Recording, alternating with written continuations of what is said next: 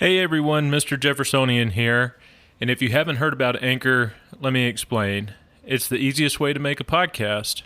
First off, it's free, and who doesn't like that? There are creation tools that allow you to record and edit your podcast right from your phone or computer, and Anchor will distribute your podcast for you so it can be heard on Spotify, Apple Podcasts, and many more. You can make money from your podcast with no minimum listenership. It's everything you need to make a podcast all in one place. So the call to action is download the free Anchor app or go to anchor.fm to get started.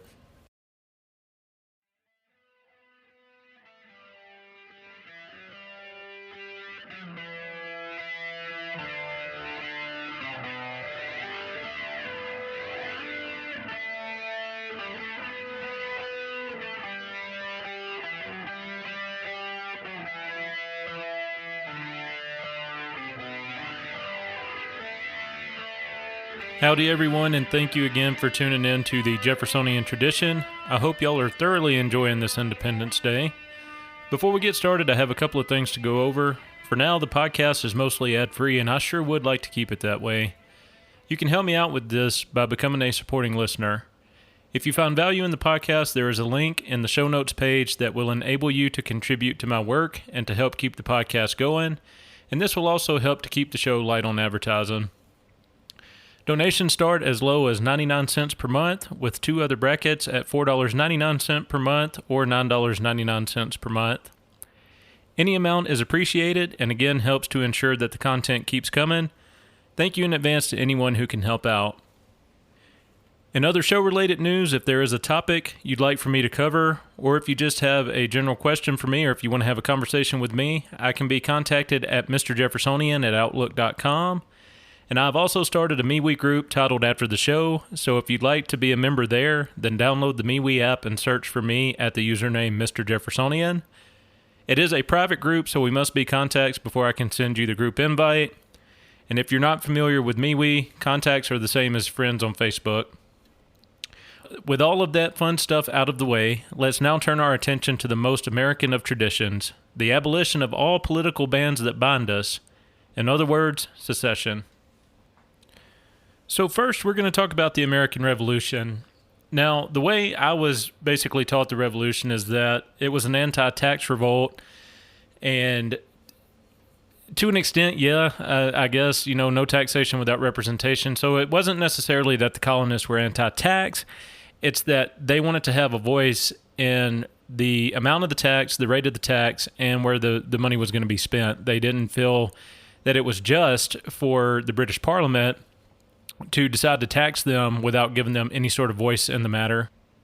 So on July 4th, 1776, the Continental Congress published the unanimous Declaration of the 13 United States of America, which now we call the Declaration of Independence, and authored by Thomas Jefferson and inspired by the Virginia Declaration of Independence. This document formally proclaimed that the British colonies were seceding from the mighty British Empire. And so that is important. That is hugely important.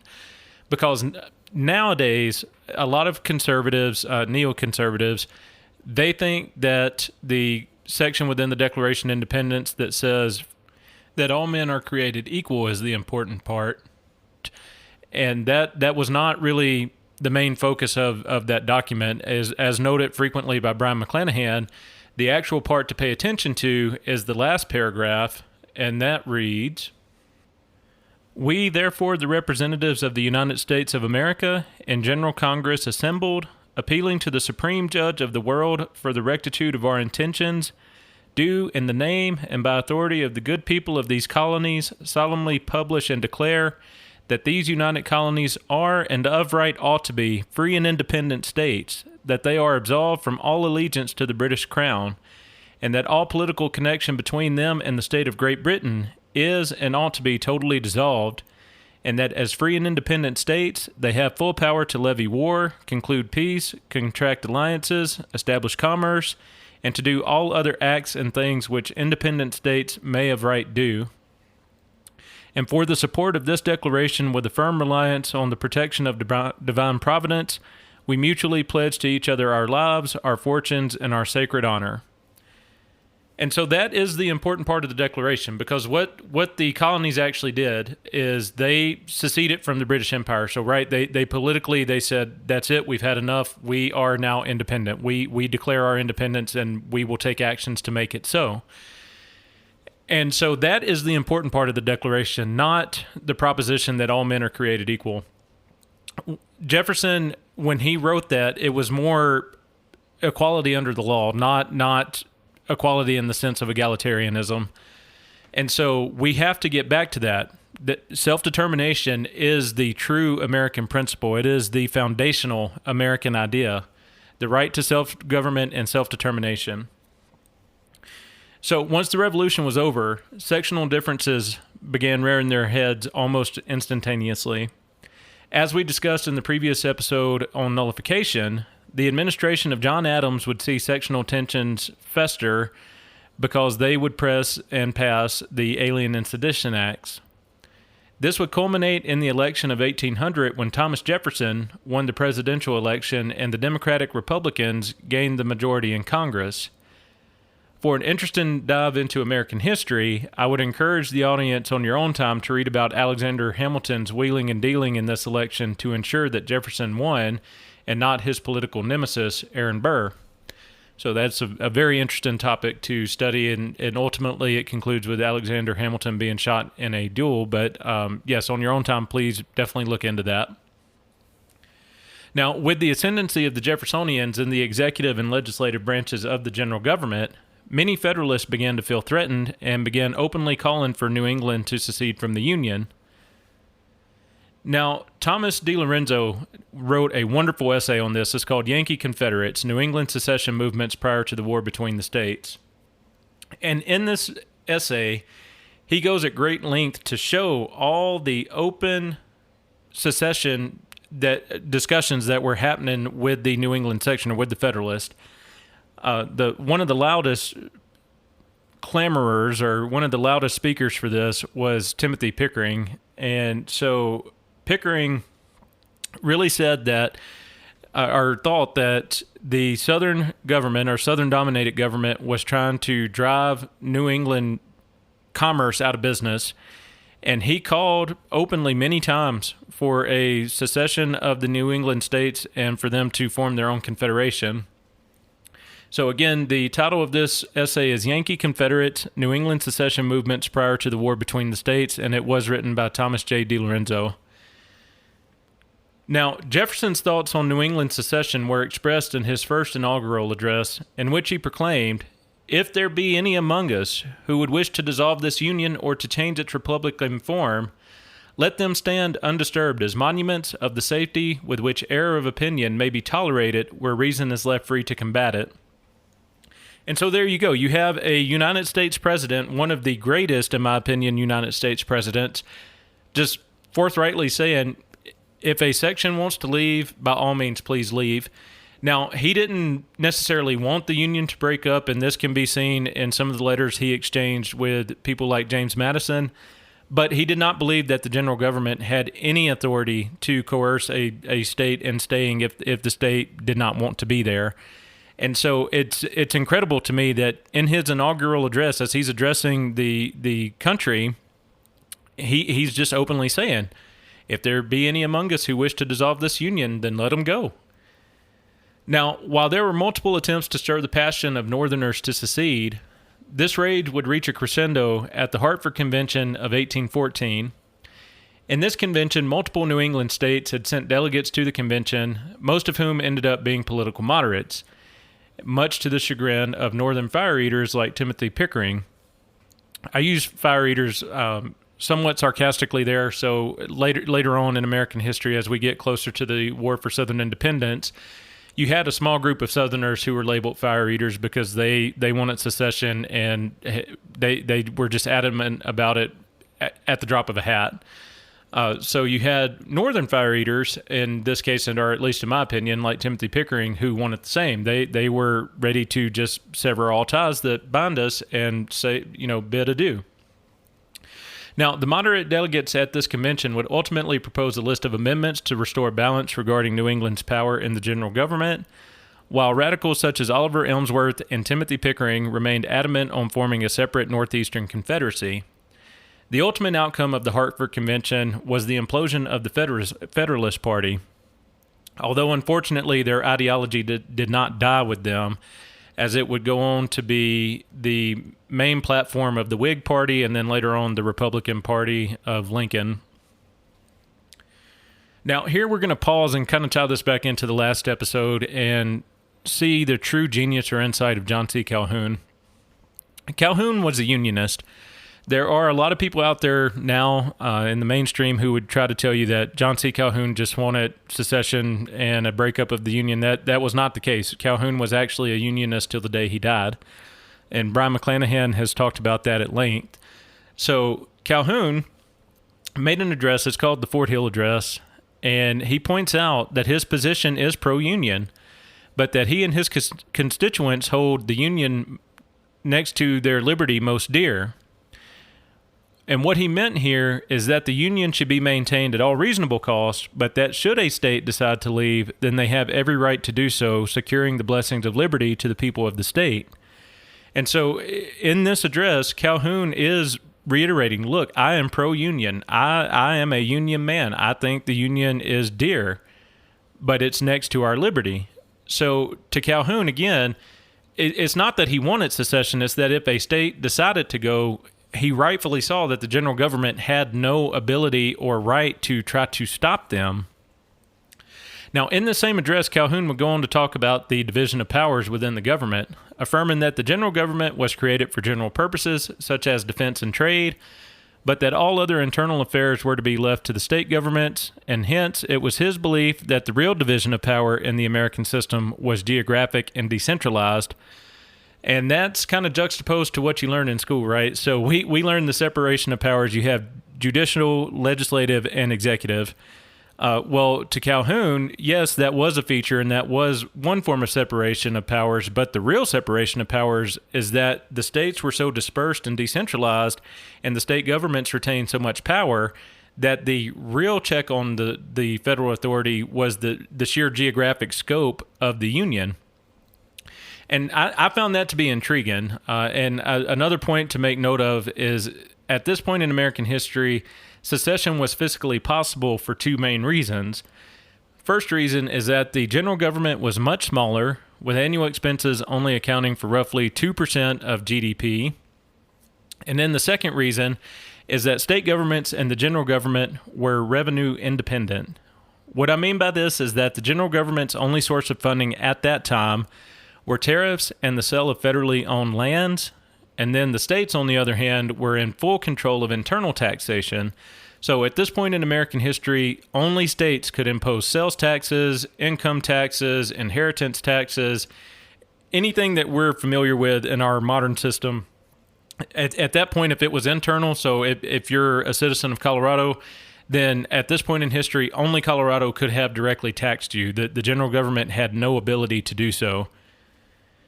Now, in my opinion, the greatest contribution of Calhoun was his idea of a concurrent majority, which would give numerical minorities an ability to veto actions of the majority party. This is shown in certain aspects of the general government, as constitutional amendments have to be ratified by at least 3/4 of the states, and the Electoral College is a contest for the presidential candidates to win states, not people. And that's another thing, and we'll do an episode on this. But the Electoral College is there because the general government is there as a product of the states. It is not there as a product of the people in the aggregate. So when you have a general government candidate, especially something like the president, then it makes all the sense in the world. The president is elected to execute the will of the states, not the will of the masses. And if anything, I personally think the Electoral College needs to be strengthened to where every state only gets one electoral vote. Because again, the general government is a product of the states, and it's there to act on behalf of the states. And so every state ought to have, in my opinion, equal representation, not necessarily proportionate representation, because the states themselves are more accountable directly to their citizens. And I think that would be a really good change. Now, Calhoun's conception of this idea took it even further, arguing that it could be used in any body politic to protect the minority interests from the excesses of the numerical majorities. This could be applied today within state borders by having the counties take on a more active role and to give rural citizens a method in which to fight back against the larger urban areas. And so here in Colorado, I think this would be a wonderful thing because Denver and Boulder have gotten to the point they pretty much control state politics. And this would give Colorado a way to fight back in really any state. So California, it would give the citizens of California who do not live in San Francisco and LA an opportunity to check the excesses there. And bringing it back to Colorado, here soon we're going to have a vote on whether or not we want to have high-speed rail. I'm going to dedicate a trilogy of episodes to that topic, but suffice it to say for right now, this high-speed rail would pass right alongside the I-25 corridor, and Denver will have the chance to vote on this. And if Denver votes in favor, but Colorado Springs votes against, well, then it's really just going to be up to Pueblo at that point as the next major city along the route. And Pueblo is kind of a toss-up. So what this would do, Calhoun's concurrent majority, is it would give the other sections of this a chance to check Denver's power. Because if Denver is able to pass it and we start paying taxes for it, well, back in 2005, Boulder voted in a tax to pay for a train to go from Boulder to Denver, and they've paid almost $250 million in taxes since then towards this railroad. Not a single section of that track has been laid, and actually to some controversy, there's speculation that the company that was in charge of this actually used that money instead to expand their Denver metro services. And so this is where the concurrent majority really has a chance to shine. You give less densely populated areas a chance to fight back against the excesses of what I'm going to call the mob, because the mob is going to say, yes, we want this tax. We think this is a good thing. And everybody else, rightfully so, probably won't use it. Here in Colorado Springs, I would probably use a train periodically if it went from the Springs to Denver. But I don't want everybody else to have to pay for it. I think it should be a private endeavor if we have to have it. I think it should be a private endeavor, and I don't think other sections of the state or other parts of the counties in which the path would run should have to pay for it, because not everybody's going to have the same preferences as I do. And so again, the concurrent majority's major advantage is it gives less populated areas a chance to fight back against the densely populated areas. Now, all of these ideas would provide the spark that helped kick off the secessionist waves that would take place in the winter of 1860 and the spring of 1861. And so even though Calhoun was a Union man, his ideas taken to their logical conclusion ultimately would kind of spark the ignition or ignite the spark, I guess is a better way to phrase that. But it would ultimately ignite the spark for states to say, you know what, fine, we're taking our destiny into our own hands. Have a great day. So is secession treason?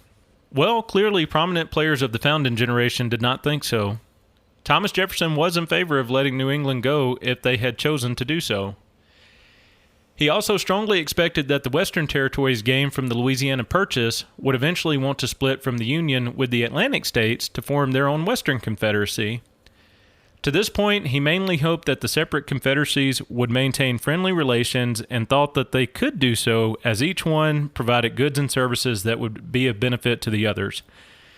And so he didn't think we would have to necessarily repeat the bloody history of Europe, because he saw benefits to one big union, but he also saw benefits to separate confederacies, because he did recognize there were differences of political preference, differences of culture. And he thought things could still be peaceful because each section was good at one thing. So you had the South and the West. They were more, at least culturally, a little bit more aligned, and politically, in terms of their political economy, they were also more aligned because both of them were highly agricultural. Whereas you still had the North as the industrial powerhouse, or at this point, the burgeoning industrial powerhouse. And so Jefferson thought this could happen, and he wasn't necessarily opposed to it. Now, what we have to think of as well is going back to episode 1, we talked about the compact theory. And so if the states acceded to the Constitution and created the general government, well, then the obvious inverse of that is they have a right to secede from it. And as a matter of fact, they had to secede from the Articles of Confederation in order to adopt the Constitution. And so, is secession treason? No, absolutely not, because states can leave, and whatever states remain in the Union as members, business continues as usual. Now, Daniel Webster, who was a devoted nationalist by the late 1820s and a Northern sectionalist for basically his entire life, did not seem to think that secession was treason when he addressed the Rockingham Convention in 1812. In this speech, Webster proclaimed, "If a separation of the states ever should take place, it will be on some occasion when one portion of the country undertakes to control, to regulate, and to sacrifice the interest of another, when a small and heated majority in government shall by hasty measures threaten to destroy essential rights and lay waste to most important interests." Now, doesn't that sound an awful lot like this section of the report of the Committee on Foreign Affairs from the Confederacy? In this, Robert Barnwell Rhett writes, "The real issue involved in the relations between the North and the South of the American states is the great principle of self-government. Shall a dominant party of the North rule the South, or shall the people of the South rule themselves? This is the great matter in controversy." And so the significance of this is that in 1812, the Jeffersonians are basically at almost the height of their political power. They control just about all branches of the general government, and the North is really starting to feel that the Union is just not enough of a benefit to remain in it. And so Webster, at this point in his life, is coming out and saying, it's not right for one section to hold sway over the other. And fast forward, especially as we get into the 1830s, Webster would basically become the anti-Calhoun. And so Webster would come out as a very devout nationalist once the North had started gaining the political ascendancy.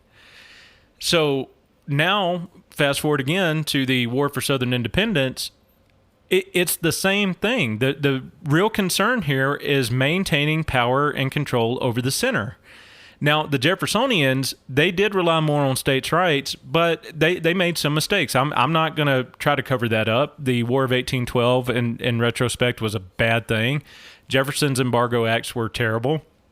But the underlying concern throughout this entire period of American history from 1776 and, we'll say 1787, that's the year the Constitution ended up getting ratified, not ratified, but the Philadelphia Convention was held. So we'll say from 1787 all the way up to 1860 and through 1865, that was the underlying concern. Who would control the reins of federal power? And so we have to realize that, because again, you cannot look at American history in a vacuum. You have to go throughout the entire full spectrum, from the front to the back, from the back to the front. Now, in my opinion, the most compelling argument in favor of secession is that Jefferson Davis was never tried for treason after the conclusion of the War for Southern Independence. And there were a lot of people who wanted him to be, but he was captured and held in captivity for about 2 years. He was captured roughly a month after the war, but he was held in captivity for about 2 years, and he never got his day in court. And ironically enough, Horace Greeley started corresponding with him and ended up having some sympathy for him, and basically said, look, I hated the Confederacy as much as the next guy. For those who aren't aware, Horace Greeley was a very strong abolitionist, just big time radical abolitionist. But even Horace Greeley said, this man deserves his day in court, and if you're not going to try him, then let him go. And there were other political pressures at hand, but ultimately the Chief Justice at that point was Salmon P. Chase, and he doesn't think that they can win the case because Jefferson was going to be tried for treason. That was the charge against him. But when it comes to a treason trial, Davis would have had to have been tried in a place where the treason took place, which in this case would have actually been in Virginia, because that was the seat of Confederate government there in Richmond. And so Chase just didn't think there was a realistic way to win that argument.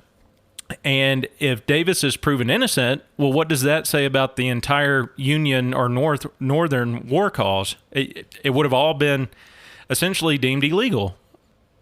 Now, while Davis was imprisoned, a man by the name of Alfred Taylor Bledsoe wrote a book entitled Is Davis a Traitor?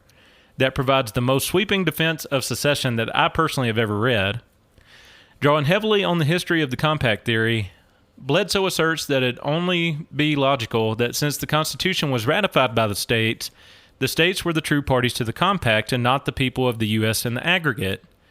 Think about it like this. The U.S. Constitution, in effect, is a contract that was agreed upon by the states, which then created the general government.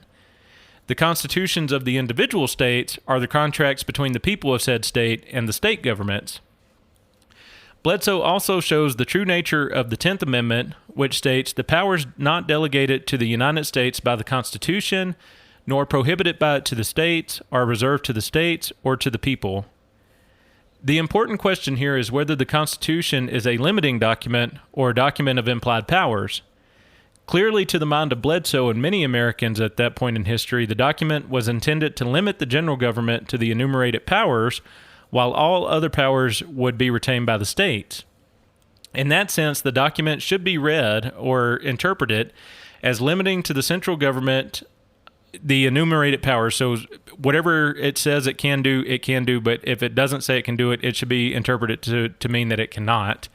But as empowering to the state governments. So in other words, since secession is not explicitly denied by the Constitution to the states, unlike the ability to have interstate compacts or non-republican forms of government, then they retain that right due to state sovereignty. And so again, this book is Davis a Traitor by A.T. Bledsoe. If you get a chance to read it, I highly encourage you to do so. But again, secession is the ultimate American tradition. We seceded from the British. The North wanted to leave the South when they were the political minority. Later on, the South did leave the North when they were the political minority. And so we have to remember that the closer we can have power to the people who put it in place, the better and more accountable that power will be. So just keep that in mind this Independence Day as you celebrate. Again, I hope everyone has an absolutely fantastic time. And I hope everyone has enjoyed this episode on the Ultimate American Principle. The main takeaway from today's episode is that peaceful separation is better than violent union. Think about a marriage. Does one spouse have the right to forcefully keep the other spouse in an abusive relationship through means of physical force or coercion? And please remember, if you find value in this podcast, to use the donation link in the show notes page to become a supporting listener. Thanks again for tuning in, and I'll talk to y'all next time.